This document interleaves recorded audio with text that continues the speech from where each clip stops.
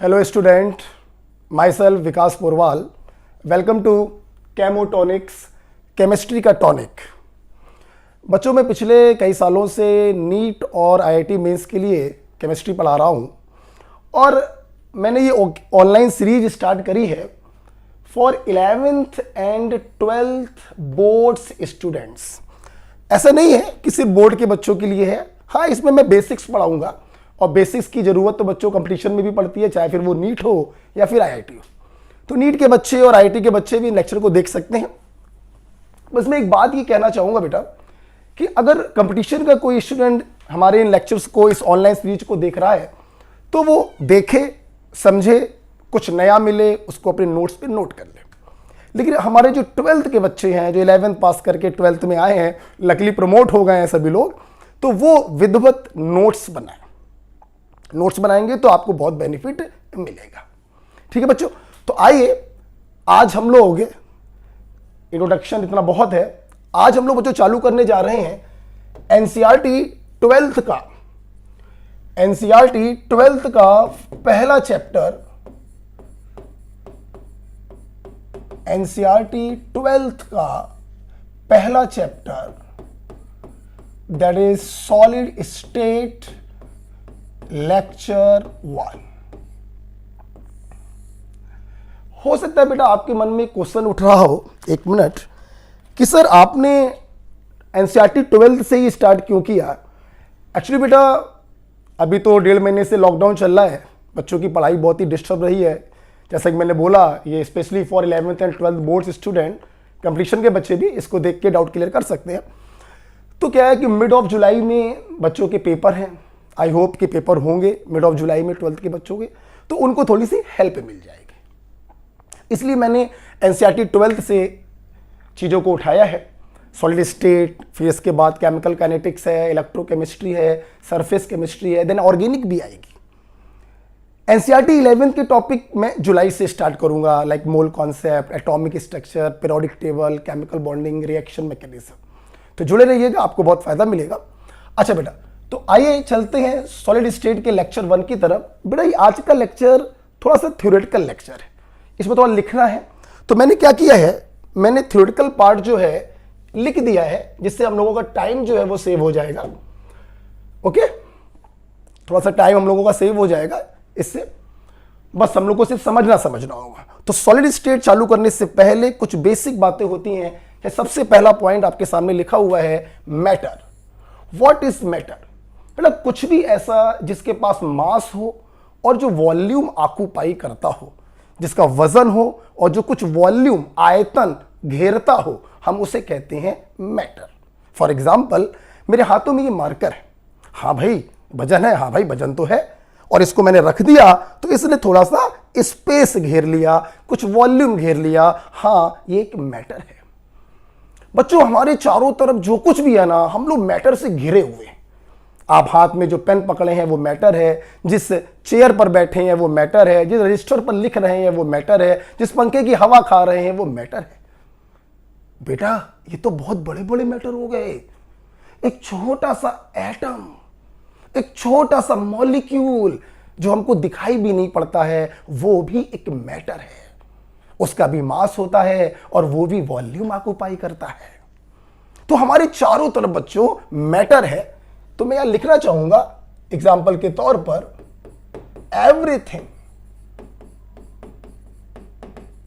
Everything around us. सिर्फ बच्चों एक चीज को छोड़ दो, थोड़ी जगह कम पड़ रही है, except electromagnetic wave. Electromagnetic wave, हाँ, सूरज से आने वाली रोशनी, सनलाइट, अल्ट्रावायलेट किरणें, ये सब बच्चों मैटर में नहीं आती हैं, क्योंकि इनके पास मास नहीं होता है, दे आर मासलेस। तो सब कुछ मैटर है, चाहे वो बड़ा सा जहाज हो, चाहे वो छोटा सा एटम हो, सिर्फ आप छोड़ देंगे इलेक्ट्रोमैग्नेटिक वेव्स को, because they are massless, they have only energy. इनके पास सिर्फ ऊर्जा होती है लेकिन वजन नहीं होता है। राइट, सुनना बेटा। तो मैटर हम लोग को क्लियर हो गया, मास होना चाहिए और वॉल्यूम होना चाहिए। अच्छा बेटा, हमारे चारों तरफ बेटा जितना भी मैटर है ना, वो 3 स्टेट्स में पाया जाता है, 3 अवस्थाओं में पाया जाता है। आपने सुना होगा सॉलिड स्टेट, लिक्विड स्टेट और गैसियस स्टेट। एग्जाम्पल के तौर पर आप देखें अगर, तो बर्फ क्या है? सॉलिड है। पानी क्या है? लिक्विड है। और गैस में एग्जाम्पल ले सकते हैं वेपर, बोले तो वाष्प, वो क्या है? Gaseous state. और लकली देखिए बच्चों, बर्फ भी क्या होता है? H2O। पानी भी क्या होता है? H2O। और वेपर भी क्या होता है? H2O। तो मैटर तो सेम है, लेकिन उसकी स्टेट बदल गई। ये ठोस है, ये लिक्विड है, बह रहा है, और ये गैसियस है, ये भी बह रहा है। तो 3 अवस्थाओं में बच्चों हमारे सामने मैटर होता है। अच्छा भाई, इन तीनों स्टेट में बेटा आप देख रहे हैं मॉलिक्यूलर फार्मूला सेम है, मैटर तो आपका सेम है, H2O H2O H2O। तो आखिरकार इनकी स्टेट कैसे बदल गई? एक ठोस है, जमा बैठा हुआ है, एक टहल रहा है, और एक तो बहुत तेज भाग रहा है। एक्चुअली इनमें डिफरेंस होता है, जो मेन डिफरेंस होता है वो फोर्स ऑफ अट्रैक्शन का होता है। सॉलिड में जो पार्टिकल्स होते हैं, जिन पार्टिकल से मिलकर वो सॉलिड बना हुआ है, उनके बीच में इतना स्ट्रॉन्ग फोर्स ऑफ अट्रैक्शन होता है कि वो अपनी जगह को छोड़कर टहल नहीं सकते हैं, अपनी जगह पर फिक्स होते हैं। आप देखिए, जैसे मान लीजिए ये जो डॉट बनाई है, ये कंस्टिट्यूएंट पार्टिकल का मतलब जिससे मिलकर वो मैटर बना है। आइए आगे बढ़ने से पहले थोड़ा सा कंस्टिट्यूएंट पार्टिकल पे चर्चा कर लेते हैं। 1 मिनट बेटा, फिर हम लोग आगे बढ़ते हैं। राइट, कंस्टिट्यूएंट पार्टिकल की अगर हम लोग बात करें बेटा, जैसा कि मैंने बोला, कुछ भी ऐसा जिससे मिलकर वो बना हुआ है। जैसे अब लोहे का टुकड़ा उठा लो, लोहा, तो लोहा क्या है? ये आयरन के छोटे छोटे एटम से मिलकर बना हुआ है। छोटे छोटे एटम्स आयरन के से मिलकर ये लोहा बना हुआ है। तो ये जो एटम्स हैं, ये इस मैटर का क्या कहलाएगा? Constituent particle. बोलो क्या कहलाएगा? Constituent particle. एटम से मिलकर बना हुआ है। मान लो बच्चों, आप एक बर्फ का टुकड़ा ले लो, मान लो ये बर्फ का टुकड़ा है, तो बर्फ के टुकड़े में क्या है? छोटे छोटे H2O के मॉलिक्यूल्स ये आपस में जुड़े होते हैं। तो इसके कंस्टिट्यूएंट पार्टिकल बच्चों क्या हो गए? Molecule. H2O molecule are the constituent particle of बर्फ, दैट इज आइस। आप बच्चों नमक ले लो, नमक क्या है? नमक आपको मालूम है, इट इज NaCl। तो नमक क्या है? नमक के कंस्टिट्यूएंट पार्टिकल क्या है? Na+Cl-, Na+Cl-, मतलब इसके कंस्टिट्यूएंट पार्टिकल हैं ये छोटे छोटे आयंस, बिल्कुल तुम लोगों के तरीके छोटे छोटे आयंस। तो कंस्टिट्यूएंट पार्टिकल का एक सिंपल मतलब हो गया वो स्मॉलेस्ट यूनिट जिससे मिलकर वो मैटर बना हुआ है। कंस्टिट्यूएंट पार्टिकल एटम हो सकता है, कंस्टिट्यूएंट पार्टिकल मॉलिक्यूल हो सकता है, और कंस्टिट्यूएंट पार्टिकल आयंस हो सकता है। ओके, तो कंस्टिट्यूएंट पार्टिकल क्लियर हो गया। शॉर्ट में मैं इसको लिखा करूंगा CP। ठीक है, it may be atom, may be molecule, may be ion. ठीक, तो आओ अब जरा हम लोग चलते हैं कि सॉलिड में स्ट्रॉन्ग फोर्स ऑफ अट्रैक्शन लगता है, जिसके कारण सॉलिड के पार्टिकल जो होते हैं अपनी जगह पर फिक्स रहते हैं, ये अपनी जगह को छोड़कर टहल नहीं सकते। यही बच्चों रीजन होता है कि सॉलिड का वॉल्यूम भी निश्चित होता है और सॉलिड का शेप भी निश्चित होता है। आप देखिए, ये मार्कर है, सॉलिड है, आप इसको पेन में हाथ में पकड़े हो तो भी इसकी शेप ऐसी है, आप इसको पॉकेट में डाल लो तो भी इसकी शेप ऐसी है। क्यों? क्योंकि इसके पार्टिकल मूव नहीं कर सकते हैं, अपनी जगह को छोड़ नहीं सकते हैं, इसलिए इनका वॉल्यूम भी निश्चित है और इनकी शेप भी निश्चित है। आप जानते हो बच्चों, सॉलिड के जो कंस्टिट्यूएंट पार्टिकल हैं बहुत ज्यादा बस ऐसे ऑसिलेट कर सकते हैं, बस बहुत ज्यादा, लेकिन अपनी जगह को छोड़ नहीं सकते क्योंकि फोर्स ऑफ अट्रैक्शन बहुत स्ट्रांग होता है। राइट, आप जानते हैं इतना स्ट्रांग फोर्स ऑफ अट्रैक्शन होता है बेटा कि सॉलिड आर इनकम्प्रेसिबल, इनको दबाया नहीं जा सकता है। आप लोहे का टुकड़ा ले लो, दबाओ, दबेगा क्या? अबे लद जाओ, फिर भी नहीं दबेगा। आप कोई ये प्लास्टिक का बना हुआ है, प्लास्टिक भी सॉलिड ही होता है, आप इसको दबाओ, दबेगा क्या? नहीं दबेगा, इनकम्प्रेसिबल होते हैं। आपके मन में आ रहा होगा सर हम लोग के घर में जो पाइप होता है, प्लास्टिक का पाइप, वो तो दब जाता है। मेरे भाई वो इसलिए दब जाता है क्योंकि वो खोखला होता है, अगर उसकी लेयर को पकड़ के अपन दबाएं तो नहीं दबेगा। तो सॉलिड आर इनकम्प्रेसिबल, यहां पे लिख रहा था, जगह नहीं है, मैं यहां पे लिख दे रहा हूं, सॉलिड आर इनकम्प्रेसिबल, इनको दबाया नहीं जा सकता है, ये बहुत ही रिजिड होते हैं। और बच्चों very strong force of attraction लगने के कारण ये बहुत ही भारी होते हैं, डेंस होते हैं, इनकी डेंसिटी बहुत ज्यादा होती है, राइट। तो मेरे ख्याल से मैटर क्लियर हो गया, जिनके पास मास होता है, जो वॉल्यूम घेरते हैं, सब कुछ except electromagnetic waves, sunlight, ultraviolet radiation and so on. 3 अवस्थाओं में पाए जाते हैं, सॉलिड अवस्था, लिक्विड अवस्था, गैसियस अवस्था। तीनों स्टेट में मेन डिफरेंस होता है फोर्स ऑफ अट्रैक्शन का। सॉलिड में लगने वाला फोर्स बहुत ज्यादा, इसीलिए इनके पार्टिकल अपनी जगह को छोड़ के नहीं जा सकते, इसलिए इनका वॉल्यूम भी निश्चित होता है और शेप भी निश्चित होती है, इनको दबाया नहीं जा सकता, ये बहुत ही भारी होते हैं। क्लियर? अब बच्चों बात करते हैं लिक्विड में। लिक्विड्स में क्या होता है, इनके जो कंस्टिट्यूएंट पार्टिकल हैं, इनमें लगने वाला फोर्स सॉलिड की तुलना में कुछ कम हो जाता है। फोर्स कम होने से क्या होता है, इनके जो ये कंस्टिट्यूएंट पार्टिकल आप देख रहे हैं, ये मूव करते हैं, बिल्कुल मूव करते हैं। गैसियस फेज में फोर्स ऑफ अट्रैक्शन ना के बराबर, 0। आइडियल गैस में 0 होता है, नॉन आइडियल गैस में 0 नहीं होता है, वो बात की बात है। कुल मिला के हम लोग ऐसे बोलते हैं कि गैसियस फेज में force of attraction is almost 0। तो इनके मॉलिक्यूल भी रैंडम मोशन करते हैं, परंतु इनके रैंडम मोशन और इनके रैंडम मोशन में डिफरेंस है बच्चों।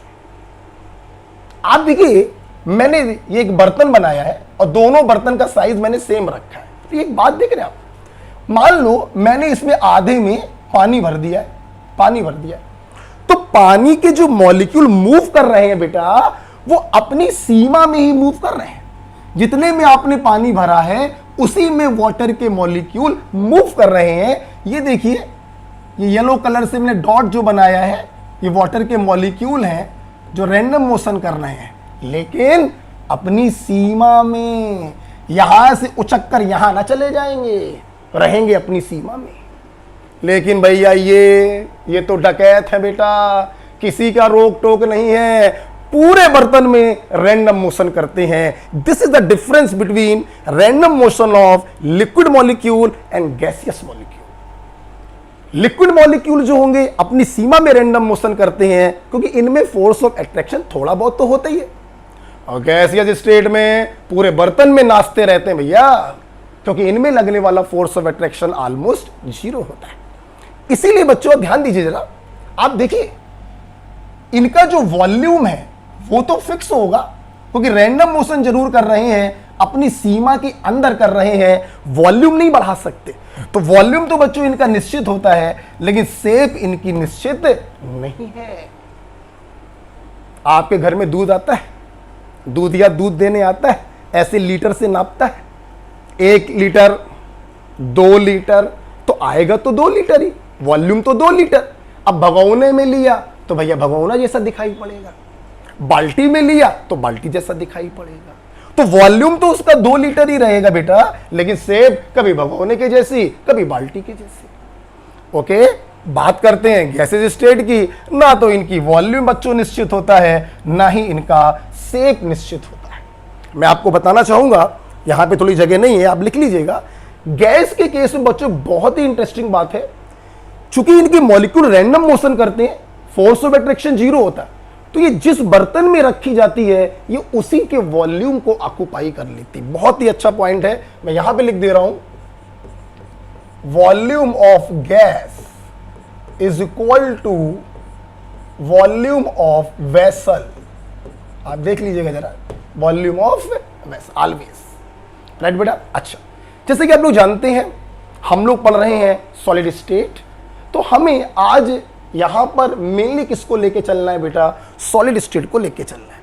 ये दोनों स्टेट आप लोग 11th में पढ़ेंगे in the chapter gaseous state. मैं कुछ टाइम बाद 11th के लेक्चर जब बनाऊंगा तो आपको ये भी मिलेंगे। ओके, चलिए चलते हैं सॉलिड स्टेट की तरफ।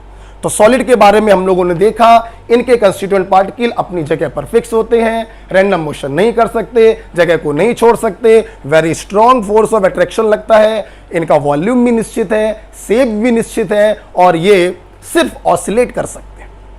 राइट, आप लोग बच्चों स्क्रीनशॉट ले लीजिएगा ताकि आपको बाद में नोट्स बनाने में प्रॉब्लम ना हो, जो 12th के बच्चे हैं। यहां पर बच्चों सॉलिड जो है ये फर्दर क्लासिफाई किए गए हैं 2 तरीके से, क्रिस्टलाइन सॉलिड जिसे हम ट्रू सॉलिड कहते हैं, और एमॉर्फस सॉलिड जिन्हें हम फॉल्स सॉलिड, स्यूडो सॉलिड कहते हैं। तो अगले पॉइंट पर जाने से पहले एनसीईआरटी का एक छोटा सा क्वेश्चन है, मैं यहीं पर बताना चाहूंगा, इसको रब कर सकता हूं।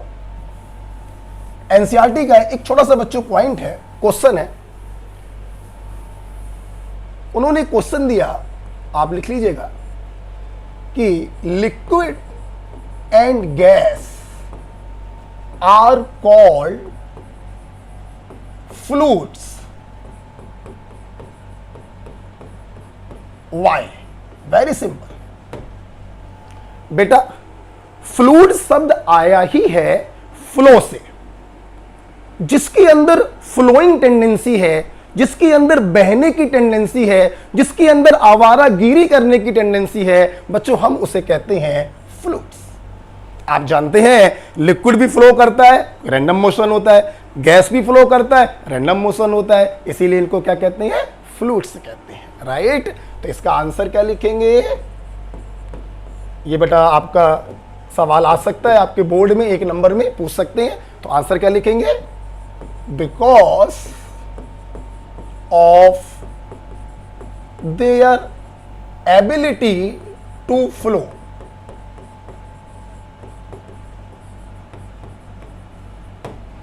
ओके, क्योंकि इनकी एबिलिटी क्या होती? फ्लो करने की। अब कोई पूछे इनकी फ्लो करने की एबिलिटी क्यों होती है, तो सीधा सा आंसर है कंस्टिट्यूएंट पार्टिकल में फोर्स ऑफ अट्रैक्शन काफी कम लगता है, they are free to move. Okay, which is due to the fact that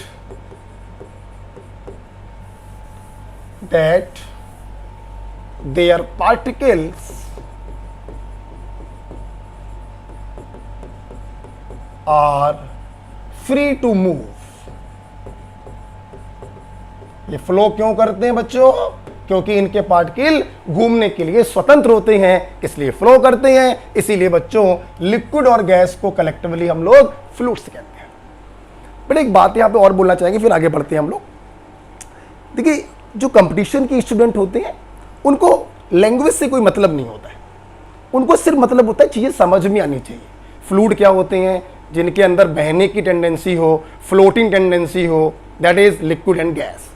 ऐसा क्यों होता है? क्योंकि इनमें लगने वाला फोर्स ऑफ अट्रैक्शन बहुत कम होता है, इसलिए ये फ्री होते हैं, इसलिए बहने लगते हैं, इसलिए फ्लूइड्स कहलाते हैं। लेकिन हमारे जो बोर्ड के स्टूडेंट है बेटा, उनको समझने के साथ साथ थोड़ा सा लैंग्वेज भी ध्यान रखना चाहिए कि एग्जाम में हम कैसे लिख कर आएंगे। ओके, इसीलिए मैं थोड़ा सा लैंग्वेज भी आपको विधिवत लिखवाते चलूंगा। ठीक, तो चलिए आते हैं अपने टॉपिक पर कि सॉलिड 2 प्रकार के होते हैं बच्चों, क्रिस्टलाइन सॉलिड और एमॉर्फस सॉलिड। आओ चलते हैं, देखना बेटा। यस, आइए, आप स्क्रीनशॉट ले सकते हैं। तो 2 प्रकार के सॉलिड हैं, एक क्रिस्टलाइन सॉलिड बच्चों और एक है एमॉर्फस सॉलिड। सबसे पहले बताना चाहेंगे क्रिस्टलाइन सॉलिड को हम लोग ट्रू सॉलिड कहते हैं, बिल्कुल सच्चे सॉलिड होते हैं, असली सॉलिड। और जो एमॉर्फस सॉलिड होते हैं बच्चों, इनको हम लोग कहते हैं स्यूडो सॉलिड, झूठे होते हैं, ये झूठ मूठ का दिखावा करते हैं, वास्तव में ये प्योर सॉलिड ना होकर सुपर कूल्ड लिक्विड होते हैं। बहुत कोई लिक्विड है, उसको बहुत ठंडा कर दिया तो वो ठोस हो गया, सुपर कूल। ठंडा करने पे जो ठोस दिखाई पड़े, सुपर कूल्ड लिक्विड होते हैं। आप जानते हैं बच्चों, एमॉर्फस सॉलिड को हम लोग सुपर कूल्ड लिक्विड क्यों कहते हैं? अगर इनके नाम में लिक्विड आ रहा है, इसका मतलब है कि इनके अंदर लिक्विड की कुछ प्रॉपर्टी होंगी। हां, है। एमॉर्फस सॉलिड के भी जो पार्टिकल्स होते हैं बच्चों, वो अपनी जगह को छोड़कर मूव कर जाते हैं। आल्दो बहुत ही स्लोली मूव करते हैं, बहुत टाइम लग जाता है, 10 साल 20 साल का समय लग जाता है अपनी जगह को छोड़कर दूसरी जगह पर जाने पे, लेकिन जगह को छोड़ रहे हैं ना, लिक्विड जैसी प्रॉपर्टी आ गई ना, इसीलिए एमॉर्फस सॉलिड को हम लोग झूठा सॉलिड कहते हैं, स्यूडो सॉलिड कहते हैं, सुपर कूल्ड लिक्विड कहते हैं। इसका एक बहुत ही अच्छा एग्जांपल बच्चों एनसीईआरटी में मेंशन है। आपने देखा होगा दरवाजों में या खिड़कियों में ग्लास लगा होता है, शीशा लगा होता है। अगर कोई ऐसा आप दरवाजा देखें जिसमें शीशा लगा हुआ है जो 50-60 साल पुराना शीशा हो, तो आप देखेंगे कि जो ग्लास है वो नीचे की तरफ थोड़ा सा मोटा हो जाता है और ऊपर की तरफ हल्का सा पतला हो जाता है। क्यों? क्योंकि ग्रेविटेशनल पुल के कारण। चूंकि ये ग्लास क्या होता है, glass is the example of amorphous solid. Glass के अंदर लिक्विड जैसी प्रॉपर्टी है, तो 10, 20, 50 साल के बाद ये लिक्विड जो है थोड़ा सा ऊपर से नीचे आ जाता है, नीचे थोड़ा हैवी हो जाता है, ऊपर थोड़ा सा थिन हो जाता है। ये लिखा हुआ है, ग्लास फिक्स टू विंडोज या doors are found slightly thicker at the bottom. Bottom नीचे की तरफ थोड़ा सा थिक हो जाता है, राइट, 10-20 साल के बाद, तुरंत नहीं। ओके, तो ये बच्चों क्या है, ट्रू सॉलिड है, असली सॉलिड है, और ये झूठे सॉलिड है, क्योंकि इनके अंदर थोड़ी सी फ्लोटिंग प्रॉपर्टी होती है, तुरंत नहीं, 10-20 साल के बाद। अच्छा बच्चों, तो पहला पॉइंट क्लियर हो गया, ट्रू सॉलिड और pseudo solid, right. Next point, हाँ, crystalline solid are long range order, और एमॉर्फस सॉलिड जो बच्चों होते हैं they are short range order. ये थोड़ा सा देख लो, देखो बेटा, बहुत ही आसान है बेटा। ऑर्डर का मतलब ही होता है परफेक्ट अरेंजमेंट। ऑर्डर का मतलब ऑर्डर्ड, परफेक्ट अरेंजमेंट। आप लिख सकते हो व्यवस्थित क्रम। हिंदी में अगर बात करें तो व्यवस्थित क्रम, ऑर्डर। चीजें बिल्कुल जो सिस्टमैटिक तरीके से अरेंज है। ऑर्डर का मतलब परफेक्टली अरेंज, बिल्कुल सिस्टमैटिक तरीके से अरेंज। अब इसके आगे लगा लॉन्ग रेंज। लॉन्ग रेंज का मतलब है थ्रू आउट द क्रिस्टल, पूरे क्रिस्टल में इनका जो परफेक्ट अरेंजमेंट होता है थ्रू आउट द क्रिस्टल। आप एक छोर से क्रिस्टलाइन सॉलिड में चलना चालू करो तो अंतिम छोर तक वही परफेक्ट अरेंजमेंट आपको दिखाई पड़ेगा। वही बच्चों, अगर हम लोग इनकी बात करें एमॉर्फस सॉलिड की, तो इनका जो परफेक्ट अरेंजमेंट होता है शॉर्ट रेंज, मतलब थोड़ी दूरी तक आपको अरेंजमेंट दिखाई पड़ेगा, थोड़ा आगे जाएंगे अरेंजमेंट डिस्टर्ब हो जाएगा। तो यहां पर through out the crystal perfect arrangement मिलेगा, और यहां पर कुछ कुछ जगहों पर परफेक्ट अरेंजमेंट मिलेगा और कुछ कुछ जगहों पर नहीं मिलेगा। तो they are short range order, they are long range order, right. जैसे अभी लिखेंगे, जैसे मान लो बच्चों, मान लो मैं इसको हटाना चाहूंगा, अगर लिखना चाहे आप लिख लीजिएगा, समझा देते थोड़ा सा आपको। जैसे जैसे पहले हम लोग अपनी आम भाषा में समझते हैं और फिर हम लोग इसको एक एनसीईआरटी के एग्जांपल से समझेंगे। पहले आम भाषा में समझते हैं। Long range order, perfect arrangement होगा, सिस्टमैटिक पैटर्न में अरेंज होंगे through out the crystal. Short range order, arrangement होगा, कुछ जगह पर होगा, कुछ जगह पे नहीं होगा। ठीक, पहले आम भाषा में समझते, समझ आना बेटा। जैसे मान लो बेटा, ये हम लोगों की क्लास है। क्या है? हम लोग की क्लास। ठीक, छोटी क्लास की बात कर रहे हैं हम लोग। ठीक है, ये भाई बोर्ड लगा हुआ है, यहां पे बच्चों इस प्रकार से बेंचेस पड़ी हुई हैं जहां पर स्टूडेंट बैठ के पढ़ रहे हैं। बीच में गली छोड़ दी है निकलने के लिए। ठीक, अब सुनना, अगर हम लोग बात करें अपनी छोटी क्लासेस की, 5th, 6th, 7th, 8th, 9th, 10th भी ले सकते हैं अपन, तो क्या होता था वहां पर? ये गर्ल्स की रो है, गर्ल्स की रो है, गर्ल्स की रो है, गर्ल्स की रो है। यहां पे पता चला क्या बैठे हैं, बॉयज बैठे हुए हैं, बॉयज बैठे हैं, बॉयज बैठे हैं, बॉयज बैठे हैं। फिर क्या हुआ, मान लो क्लास में लड़कियां ज्यादा हैं तो 2 रो हो गई लड़कियों की, 1 रो हो गई बॉयज की। तो आप देखिए कितना सिस्टमैटिक पैटर्न है, लड़कियों की रो, लड़कों की रो, फिर लड़कियों की रो, फिर लड़कों की रो। तो पूरी क्लास में अरेंजमेंट कैसा है, बिल्कुल परफेक्ट अरेंजमेंट है। छोटी क्लास में ऐसा ही होता है। अब जरा चलो कॉलेज में, तुम्हारा सिलेक्शन हो गया, तुम आईटी कानपुर पहुंच गए, नीट में हो गया तो भैया एम्स पहुंच गए, भाई बड़े कॉलेज में पहुंच गए। अब बड़े कॉलेज में भी भाई क्लास तो वैसी होगी, यहां पे बोर्ड लगा होगा, ऐसे करके बेंचेस पड़ी होंगी।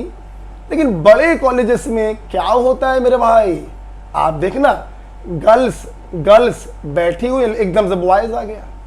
फिर भैया पता चला यहां पर 2 बॉयज आकर बैठ गए, फिर यहां पे बॉयज और गर्ल्स बैठ गए, यहां पर बॉयज बॉयज बैठे हुए थे, एकदम से गर्ल्स आ गई। कहने का मतलब यहां पर कोई रेगुलर पैटर्न नहीं है, सब रैंडमली बैठे हुए। थोड़ी देर के लिए लगता है गर्ल्स की रो है, गर्ल्स की रो है, आगे गए गर्ल्स के साथ बॉयज भी भैया चिपक के बैठा हुआ है भैया। So this is actually amorphous solid. This is amorphous solid and this perfect arrangement is crystalline solid. तो crystalline solid long range order होते हैं क्योंकि उनका जो परफेक्ट पैटर्न है, जो सिस्टमैटिक पैटर्न है, एक छोर से दूसरे छोर तक बिल्कुल दिखाई पड़ता है। लेकिन जो एमॉर्फस सॉलिड होते हैं उनमें कोई भी परफेक्ट अरेंजमेंट नहीं होता, कहीं पर भी बॉयज बैठे हैं, कहीं पर भी गर्ल्स आके बैठ गई हैं, सब रैंडमली मिक्स बैठे हुए। This is amorphous solid. Okay, तो एक आपको बात समझ में आई, लॉन्ग रेंज ऑर्डर और शॉर्ट रेंज ऑर्डर का मतलब क्या है, आपने ऐसे समझ लिया। अब अगर मैं इसको एक एनसीईआरटी के एग्जांपल समझाऊं, ये आप मत लिखिएगा, इसको समझाने के लिए मैंने बताया। अगर मैं एनसीईआरटी के एग्जांपल से बताऊं तो एनसीईआरटी ने क्रिस्टलाइन सॉलिड के नीचे एग्जाम्पल लिखा है क्वार्ज का। क्वार्ज में क्या है बच्चों, इसमें ये देखिए इस प्रकार से एक हेक्सागोनल रिंग है और जितने भी कॉर्नर्स हैं यहां पे मान लो कंस्टिट्यूएंट पार्टिकल रखा हुआ है। कंस्टिट्यूएंट पार्टिकल का मतलब एटम, मॉलिक्यूल, आयन, जिससे मिलकर वो मैटर बना हुआ है। ठीक, अब फिर आगे गए तो फिर से हमको 6 मेंबर्ड की रिंग मिल गई भाई, मतलब अरेंजमेंट क्या हो रहा है, रिपीट हो रहा है। थोड़ा और आगे गए फिर से हम लोगों को एक 6 मेंबर्ड की रिंग मिल गई। अच्छा भाई, आगे जाने पे मिल रहा है, और नीचे जाकर देखें भैया, नीचे गए तो वहां पर भी हमको 6 मेंबर्ड की रिंग मिल रही है, और नीचे गए तो वहां पर भी 6 मेंबर्ड की रिंग मिल रही है। तो आप देखिए थ्रू आउट द क्रिस्टल एक परफेक्ट अरेंजमेंट है जो पेरियोडिकली रिपीट हो रहा है। पेरियोडिकली रिपीट, पेरियोडिक का मतलब बच्चों मतलब होता है एक निश्चित समय के बाद जब कोई चीज रिपीट होती है तो उसे हम कहते हैं पेरियोडिक फंक्शन। जैसे दिन के बाद रात, रात के बाद दिन, दिन के बाद रात, रात के बाद दिन। तो दिन और रात कैसे फंक्शन है, पेरियोडिक फंक्शन है। तो आप देखो ये 6 मेंबर्ड की रिंग रिपीट हो रही है बार बार, रिपीट हो रही है बार बार, और पूरे क्रिस्टल में रिपीट हो रही है। परफेक्ट पैटर्न है, लॉन्ग रेंज ऑर्डर है। Yes, this is a crystalline solid. Long range order के नीचे एग्जांपल लिख लीजिएगा, राइट। अगर बच्चों हम लोग बात करें एमॉर्फस सॉलिड की, तो उन्होंने इसका एग्जांपल लिया है क्वार्ज ग्लास। ग्लास में क्या होता है भाई, हमने देखना चालू किया, माइक्रोस्कोप लगा के देखेंगे, आंखों से देखोगे तो गिलास इतना बड़ा दिखाई पड़ेगा, अंदर की चीजें दिखाई नहीं पड़ेंगी। ठीक है, हमने भाई देखा, हमको भाई 6 मेंबर्ड की रिंग मिल गई। भैया मोगेम्बो खुश हो गया, अच्छा भाई लग रहा है यहां पर भी परफेक्ट अरेंजमेंट होगा। थोड़ा और आगे गए, हाँ यार फिर से 6 मेंबर्ड की रिंग मिल गई, सीना चौड़ा हो गया, लगता है कि लॉन्ग रेंज ऑर्डर है। थोड़ा और आगे गए, ये देखो ये साला क्या हो गया, ओह ये तो बिल्कुल बर्बाद हो गया भैया, मतलब परफेक्ट अरेंजमेंट डिस्टर्ब हो गया। थोड़ा और आगे गए, फिर से 6 मेंबर रिंग मिल गई। थोड़ा नीचे गए तो फिर से आड़ा तिरछा मिल गया। ये क्या, तो आप लोग अगर देखें यहां पर जो परफेक्ट अरेंजमेंट है कुछ दूरी पर दिखाई पड़ता है, आगे जाकर फिर से डिस्टर्ब हो जाता है। तो they are short range order, बोले तो एमॉर्फस सॉलिड।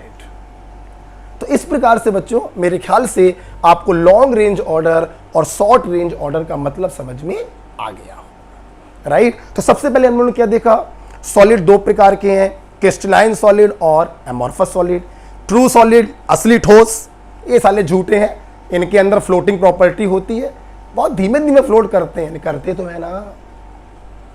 ये लॉन्ग रेंज ऑर्डर होते हैं, परफेक्ट अरेंजमेंट होता है थ्रू आउट द क्रिस्टल, जो पेरियोडिकली रिपीट होता है।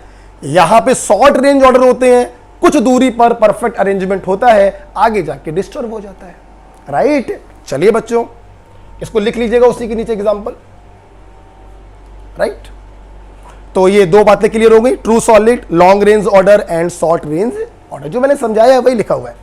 Their constituent particle are arrange in definite pattern which repeat itself periodically, right. यहां पर ऐसा नहीं होगा। आगे बढ़ते हैं, आप आराम से वीडियो को पॉज करके लिख सकते हैं या फिर साथ में लिख सकते हैं या बाद में लिख लीजिएगा, ठीक है। आगे बढ़ते हैं, नेचर हो गया, लॉन्ग रेंज ऑर्डर हो गया। आगे बढ़ते हैं बेटा, क्लीवेज हम लोग काटेंगे, सॉलिड को काटेंगे, कुछ और मत समझना, काटेंगे। जो क्रिस्टलाइन सॉलिड होते हैं बच्चों, जब उनको काटते हैं ना तो बिल्कुल स्मूथ चिकना क्लीवेज होता है, बिल्कुल। आप देखिए जरा, ये सॉलिड है, मैंने इसको काटा तो बिल्कुल स्मूथ फेस निकल कर आ रही है, ये देखिए। रीजन वही है क्योंकि इनके जो पार्टिकल हैं वो डेफिनिट पैटर्न में, डेफिनिट प्लेन्स में अरेंज होते हैं।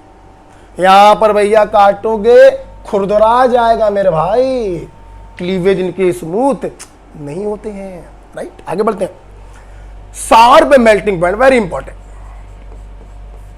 वेरी इंपॉर्टेंट बच्चों। जो क्रिस्टलाइन सॉलिड होते हैं ना, इनके मेल्टिंग पॉइंट शार्प होते हैं। शार्प का मतलब नुकीला नहीं कि मार दिया पेट में, शार्प का मतलब है कि जो क्रिस्टलाइन सॉलिड होते हैं, सबसे पहले आपको ये तो मालूम है ना मेल्टिंग पॉइंट क्या होता है, जिस टेम्परेचर पर सॉलिड लिक्विड में बदल जाता है उस टेम्परेचर को मेल्टिंग पॉइंट कहते हैं। जैसे बताओ, बर्फ का मेल्टिंग पॉइंट क्या होता है, 0 डिग्री सेल्सियस। 0 डिग्री सेल्सियस पे बर्फ जो होती है पानी में बदलना चालू कर देती है, राइट। तो वो टेम्परेचर जिस पर कोई सॉलिड लिक्विड में बदलता है उसे हम उसका मेल्टिंग पॉइंट कहते हैं, ओके। अब सुनो, जो क्रिस्टलाइन सॉलिड होते हैं इनका मेल्टिंग पॉइंट बहुत ही शार्प होता है, मतलब ये अपने मेल्टिंग पॉइंट पर ही लिक्विड में कन्वर्ट होंगे, उसके पहले ये हिलेंगे डुलेंगे भी नहीं। फॉर एग्जाम्पल, एक क्रिस्टलाइन सॉलिड आपके पास है, उसका मेल्टिंग पॉइंट है मान लो 1000 डिग्री सेल्सियस। आपने इसको गर्म किया 500 डिग्री सेल्सियस पे, भाई जी टस से मस नहीं होगा, बिल्कुल ठोस का ठोस रहेगा। आपने गर्म किया 900 डिग्री सेल्सियस पे, टस से मस नहीं होगा। लेकिन जैसे ही आपने टेम्परेचर बढ़ाया 1000 डिग्री सेल्सियस, तुरंत ये सॉलिड फेस को छोड़कर लिक्विड फेस में बदल जाएगा। This is called sharp melting point.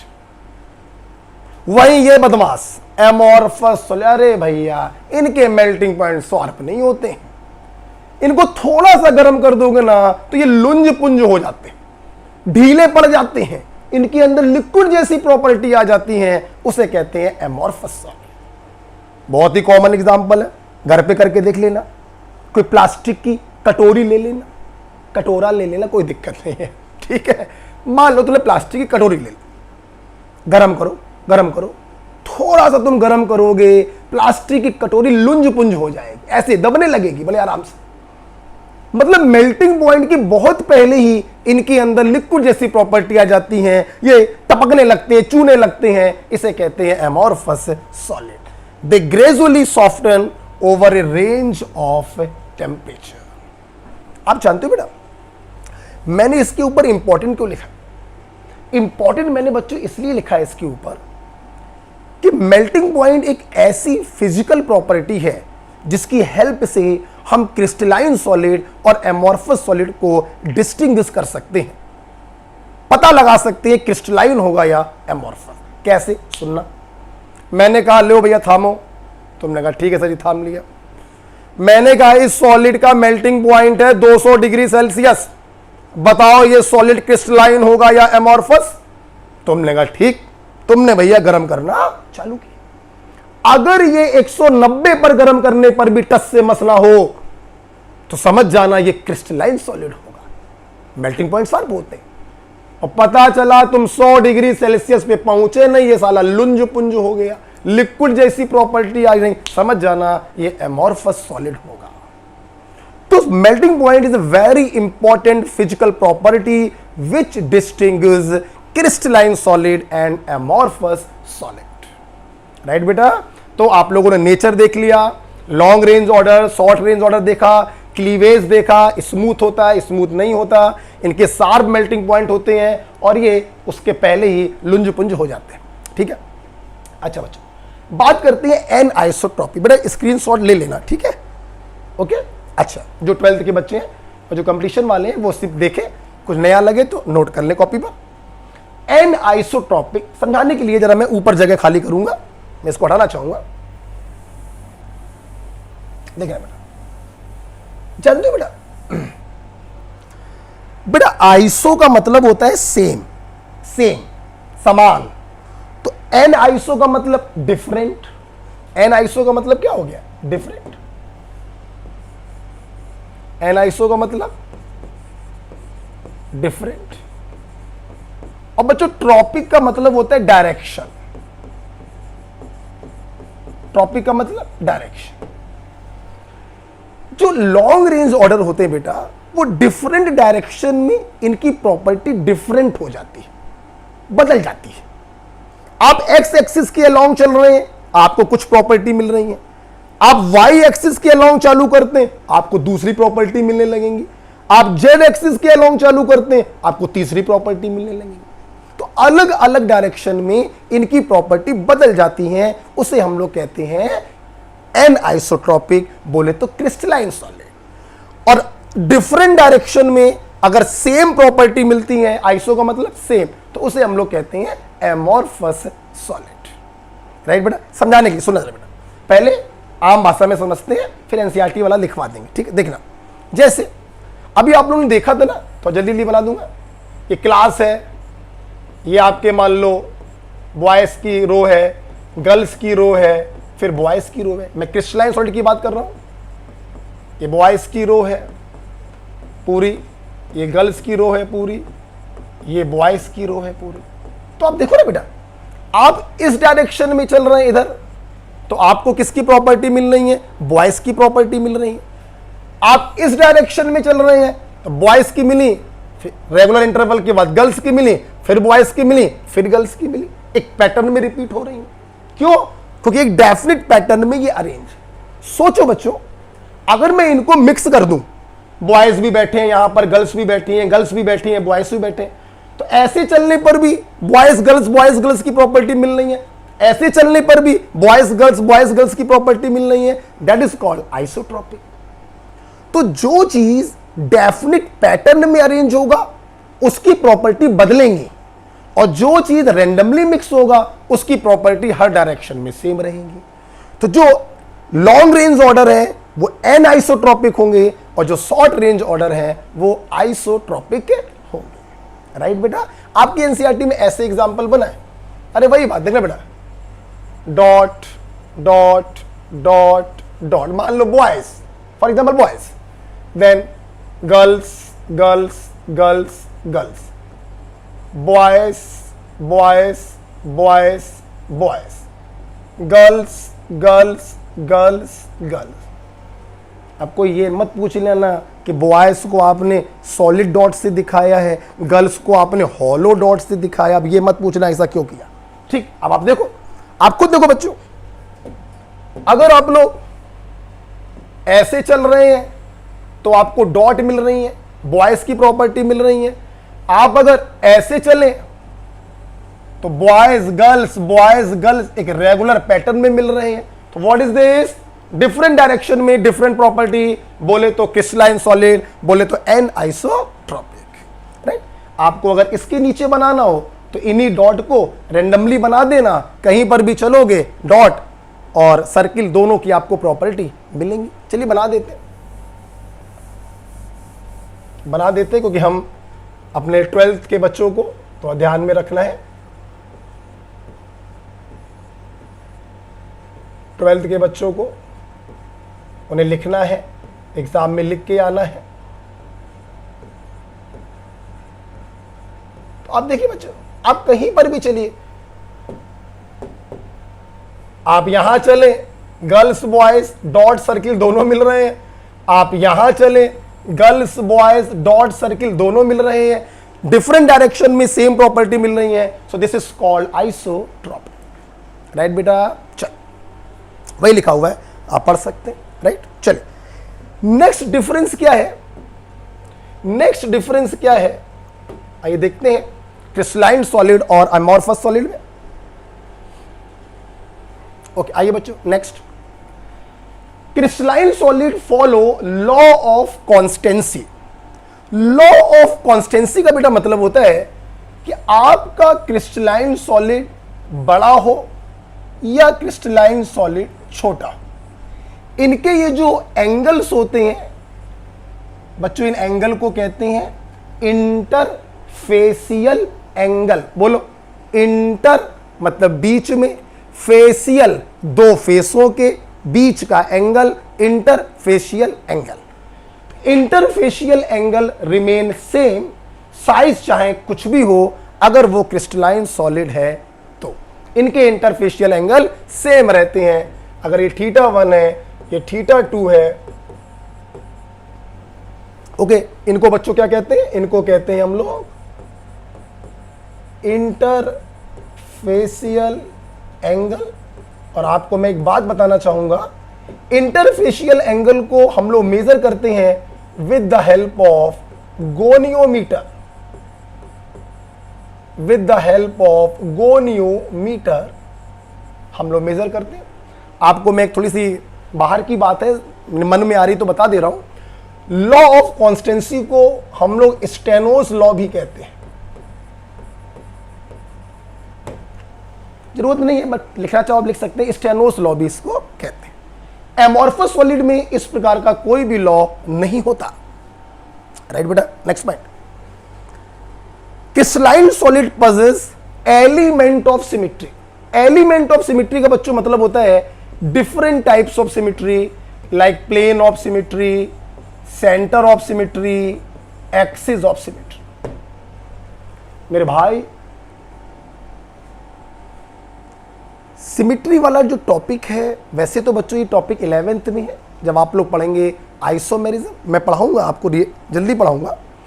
तो बहुत प्रकार की सिमेट्री होती है, और बच्चों सिमेट्री उसी में आ सकती है जिसका अरेंजमेंट परफेक्ट। तो क्रिस्टलाइन सॉलिड का arrangement through out the crystal perfect होता है। ये लॉन्ग रेंज ऑर्डर होते हैं, इसलिए बच्चों ये बहुत प्रकार की सिमेट्री शो करते हैं। जबकि एमॉर्फस सॉलिड रैंडमली मिक्स है, पता ही नहीं चल रहा भैया कहां लड़का बैठा कहां लड़की बैठी। हमें लगा कि ये लड़कियों की रो है, पता चला मुड़ के देखा तो लौंडा बैठा हुआ था, पता ही चलता। इसलिए एमॉर्फस सॉलिड में किसी प्रकार की कोई सिमेट्री हो ही नहीं सकती। सिमेट्री का मतलब ही बच्चों होता है कि बराबर चीजें हमें मिलनी चाहिए, जो पॉसिबल ही नहीं है। हम देख रहे हैं कि गर्ल्स की रो है, बैठा हुआ है वहां बॉयज, हमने देखा बॉयज की रो है, करेक्टर मिल रहे हैं गर्ल्स के। इसलिए बच्चों यहां पर कोई भी सिमेट्री नहीं होती है। राइट बेटा, नेक्स्ट बात करें बच्चों एग्जाम्पल की, हमारे चारों तरफ जितने भी सॉलिड होते हैं बच्चों, mostly solids are crystalline solid जितने होते हैं। एमॉर्फस सॉलिड के very common examples are polymers. Polymers, crystalline solid हर जगह है, लोहे का टुकड़ा क्रिस्टलाइन सॉलिड है, बर्फ का टुकड़ा क्रिस्टलाइन सॉलिड है, हर तरफ क्रिस्टलाइन सॉलिड है। यूरिया की आपने छोटी छोटी वो बॉल्स देखी होंगी, वो भी क्रिस्टलाइन सॉलिड है। एमॉर्फस सॉलिड के बहुत गिने चुने एग्जांपल्स हैं, सबसे पॉपुलर एग्जांपल होते हैं पॉलीमर्स। जस्ट ए मिनट, मैं आपको बताना चाहूंगा एक्चुअली बेटा रियलिटी क्या है कि जो पॉलीमर्स होते हैं वो ना तो 100% एमॉर्फस हो सकते हैं, ना ही 100% क्रिस्टलाइन हो सकते हैं। इनके अंदर दोनों की प्रॉपर्टी कहीं ना कहीं होती है। उसका रीजन है यार, बहुत बड़ा होता है पॉलीमर, बहुत बड़ा। अब इतना बड़ा है तो कहीं ना कहीं तो डिस्टरबेंस हो ही सकता है ना बे। तो सर आप कैसे कहेंगे ये पॉलीमर क्रिस्टलाइन है या एमोर्फस है? बेटा अगर क्रिस्टलाइन के कैरेक्टर ज्यादा है 70% 80%, तो हम उसे क्रिस्टलाइन बोल देते हैं। एमोर्फस के कैरेक्टर ज्यादा है तो हम उसे एमोर्फस बोल देते हैं। आपकी एनसीईआरटी में जितने भी क्वेश्चन पॉलीमर के दिए गए हैं दे ऑल आर एमोर्फस। तो आप बिल्कुल निश्चिंत रहिए, अगर आप पॉलीमर देखते हैं तो आप क्या लगाएंगे? एमोर्फस सॉलिड लगाएंगे। जैसे ग्लास पॉलीमर है, सिलिका होता है, सिलिकेट्स होते हैं।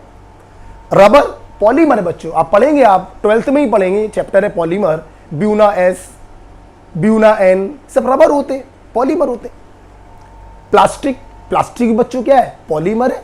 आप देखिए एथिलीन का पॉलीमर पॉलीएथिलीन, विनाइल क्लोराइड का पॉलीमर पॉलीविनाइल क्लोराइड, प्लास्टिक जैसी प्रॉपर्टी होती है, पॉलीमर। ओके, तो पॉलीमर्स आपके एनसीईआरटी में जो लिखे हैं आप उसको एमोर्फस लगा दीजिएगा। एग्जांपल के तौर पे ग्लास, रबर, प्लास्टिक, और इनके अलावा जो भी दिखाई पड़े आप क्रिस्टलाइन लगाएंगे। ओके, तो इस प्रकार से बच्चों हम लोगों ने मैटर पढ़ा, सॉलिड, लिक्विड, गैस, सॉलिड के बारे में पढ़ा क्योंकि वही हमारा टॉपिक है। क्रिस्टलाइन, एमोर्फस, इनमें डिफरेंस हम लोगों ने पढ़े। एक बार जल्दी से रिवीजन हो जाता है। क्रिस्टलाइन सॉलिड ट्रू होते हैं, नो आवारागिरी, बिल्कुल नहीं। एमोर्फस सॉलिड थोड़ी सी आवारागिरी दिखाते हैं, फ्लोटिंग प्रॉपर्टी होती है, इसलिए स्यूडो सॉलिड होते हैं, सुपर कूल्ड लिक्विड होते हैं। ये बच्चों long range order, perfect arrangement through out the crystal, और ये बच्चों होते हैं शॉर्ट रेंज ऑर्डर, कुछ जगहों पे परफेक्ट अरेंजमेंट दिखता है, आगे जाकर फिर डिस्टर्ब हो जाता है। ये बच्चों क्लीवेज क्या होते हैं? चिकने, स्मूथ, इनके क्लीवेज स्मूथ नहीं होते हैं। इनकी प्रॉपर्टी डिफरेंट डायरेक्शन में डिफरेंट होती है।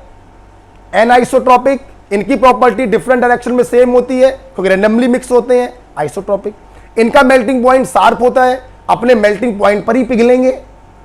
इनका मेल्टिंग पॉइंट शार्प नहीं होता है, उसके पहले ही लुंज पुंज हो जाते हैं। ये लॉ ऑफ कॉन्स्टेंसी को फॉलो करते हैं, इंटरफेशियल एंगल सेम रहता है, साइज पर, शेप पर डिपेंड नहीं करता है, गोनियोमीटर से उसको नापते हैं। इनमें ऐसा कोई लॉ नहीं होता। ये एलिमेंट ऑफ सिमेट्री को शो करते हैं, इनमें एलिमेंट ऑफ सिमेट्री नहीं होती। मोस्टली एग्जांपल क्रिस्टलाइन सॉलिड के होते हैं, polymer, glass, rubber, plastic, amorphous होते हैं। राइट बच्चों, चलिए इसके बाद एनसीईआरटी के कुछ क्वेश्चंस हम लोग देख लेते हैं, और ये लास्ट पेज है बच्चों। ओके, अच्छा बेटा, क्वेश्चन देने से पहले एक नोट लिखा हुआ है एनसीईआरटी का। क्या? On heating at some temperature and then cooling,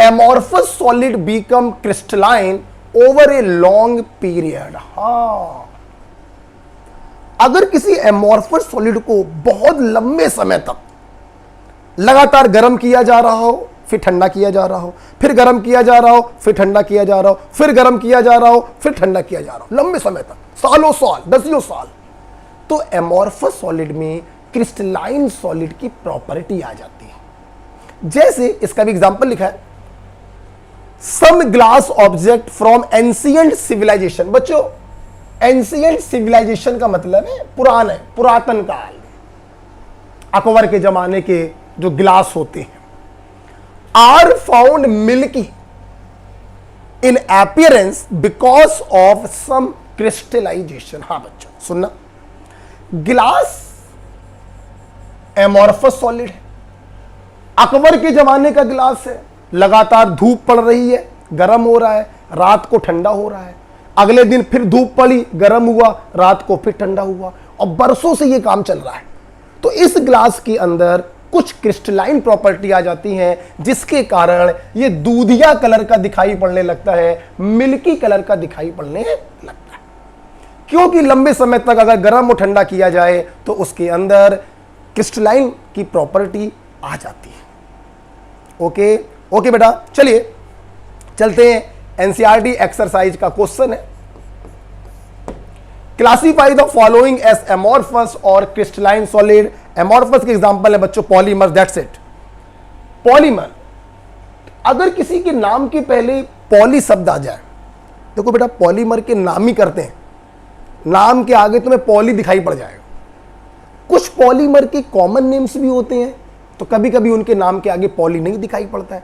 otherwise polymer तुम्हें कहीं पर भी दिखाई पड़ेगा, आप क्या लगाओगे बच्चों? Amorphous solid. जैसे आप देखो बेटा, पॉली आ गया, पॉलीमर है, और पॉलीमर है तो कैसा होगा? Amorphous solid. नेप्थलीन, बच्चों नेप्थलीन कोई पॉलीमर नहीं होता है, नेप्थलीन तो एक छोटा सा मॉलिक्यूल होता है, ये कोई पॉलीमर नहीं होता है, इसलिए this is a crystalline solid.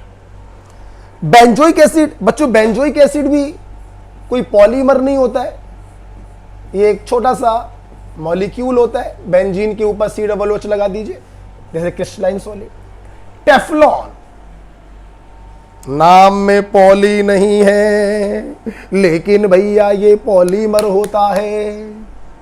मैंने कहा था ना कभी कभी कुछ पॉलीमर के कॉमन नेम्स होते हैं, ये आप सीखोगे जब भविष्य में आप पढ़ेंगे पॉलीमर, मैं पढ़ाऊंगा पक्का, ये सीरीज में कॉन्टिन्यूअस रखूंगा। तो एक्चुअली बच्चों टेफ्लॉन भी एक पॉलीमर होता है, अगर मैं ऊपर थोड़ा सा रब कर दूं तो आप इन फ्यूचर पढ़ेंगे। बच्चों आपने शायद 11th में देखा हो, दिस इज एथिलीन। क्या होता है बेटा? एथिलीन होता है।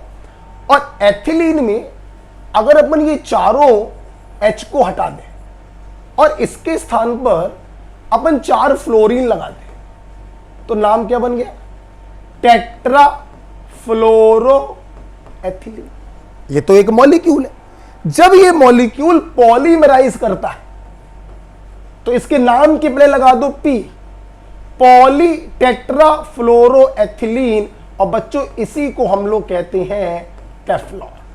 तो टेफ्लॉन भी एक पॉलीमर है, और आपके सिलेबस में जितने भी पॉलीमर हैं आप एमॉर्फस लगाएंगे। KNO3 सिंपल एक आयनिक सॉलिड है, क्रिस्टलाइन। सेलोफेन, सेलोफेन जो होता है बच्चों ये एक सेमी सिंथेटिक पॉलीमर होता है, सेलुलोज से बनाया जाता है, and cellulose is a polymer. तो सेलुलोज से जो बनाया जा रहा है वो भी पॉलीमर की कैटेगरी में आएगा, this is a polymer, amorphous solid. PVC full form polyvinyl chloride, नाम में पॉली आ गया, एमॉर्फस सॉलिड।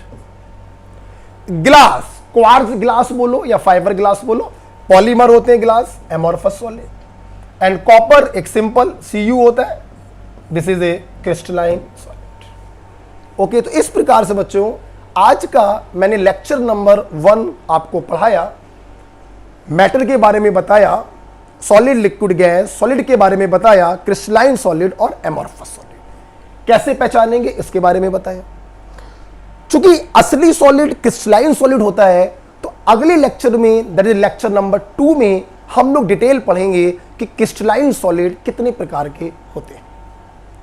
ओके, तो आज का वीडियो यहां पर बेटा मैं रोकता हूं, अगले दिन आपको मिलेगा lecture 2 types of crystalline solid. Okay, आपको अगर इस सीरीज से कुछ बेनिफिट मिलता दिखाई पड़ रहा हो तो अच्छी बात है, देखते रहिए इसको। और आपको कोई क्वेरी हो आपके मन में तो आप मुझको व्हाट्सएप नंबर पे पूछ सकते हो। शुरुआत में जहाँ पे केमोटॉनिक्स लिखा था वहाँ पे मेरा नंबर लिखा हुआ था, या यूट्यूब के नीचे जो कमेंट्स होते हैं आप वहाँ पे मुझसे कुछ पूछ सकते हो। ओके, तो खुश रहिए, मस्त रहिए, पढ़ते रहिए। हम लोग फिर मिलेंगे नेक्स्ट क्लास में, solid state lecture number 2 types of crystalline solid. तब तक बेटा ओके बाय, थैंक यू।